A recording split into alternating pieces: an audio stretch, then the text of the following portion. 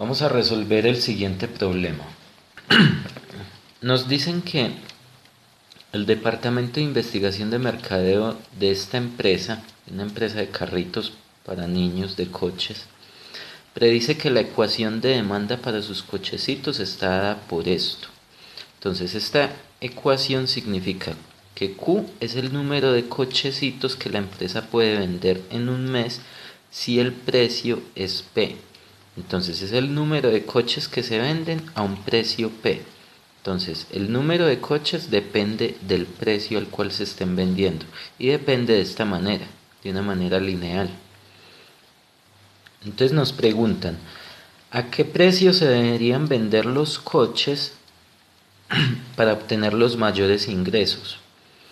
¿Y cuál sería el mayor ingreso mensual? Entonces lo que debemos hacer primero es obtener la función de ingresos totales. Entonces ¿los ingresos qué son? Los ingresos van a ser la cantidad de artículos demandados, ¿cierto? Artículos demandados por el precio al precio por unidad, ¿cierto? El precio por unidad, no el precio unitario, ¿cierto? O sea, P. Entonces, los ingresos por lo general se denotan como R. R en función del precio va a ser la demanda en función del precio, ¿cierto? Q por el precio al cual se vende cada cochecito. Entonces este Q ya sabemos que es menos 0.5 por P más 140. Y el precio pues es el precio P. Entonces esto nos queda menos 0.5 por P al cuadrado, multiplicando esto, más 140 P. Entonces, esta función de ingresos totales es una función cuadrática del precio, donde el A, que es el término que acompaña al que está al cuadrado, en este caso es 0.5. El B, que es el que acompaña al término lineal, sería 140. Y como no hay C, eso significa que el C es 0. Entonces, para resolver este problema vamos a tomar esta función de ingresos totales porque queremos saber a qué precio se deben de vender los cochecitos para obtener los mayores ingresos y cuál es el mayor ingreso mensual. Entonces el objetivo que vamos a hacer es graficar esta función de ingresos y en base a su gráfica, como es una parábola, vamos a ver cuándo alcanza su punto máximo. Y ahí estaría el precio, ¿cierto? O sea, la función va a ser en función del precio los ingresos. Entonces, cuando alcancen los máximos ingresos, ¿qué precio es el que hace que se alcancen los máximos ingresos? Entonces, el vértice tiene unas coordenadas en el precio y tiene unas coordenadas en los ingresos, ¿sí? El precio del vértice y los ingresos del vértice. Entonces el precio del vértice va a estar en menos B sobre 2A.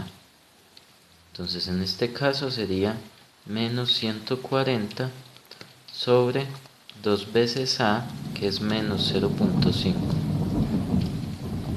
Entonces esto es menos 140 sobre 2 por 0.5.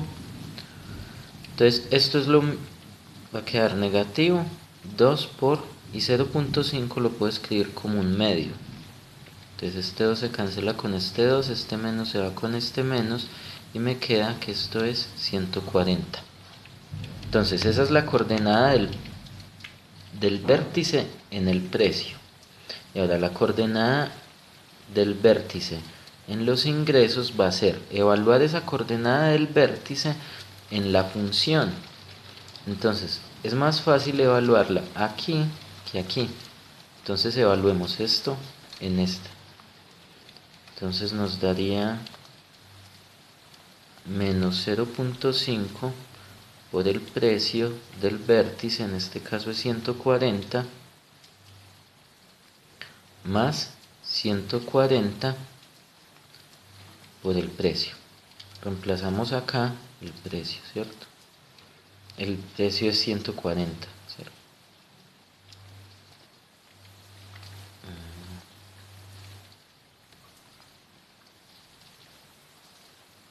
Por 140. Si hacemos las cuentas, esto otra vez es un medio, entonces al multiplicar por un medio esto nos va a quedar menos 70 más 140 por 140. Esto nos va a dar 70 por 140 y eso nos va a dar 9800.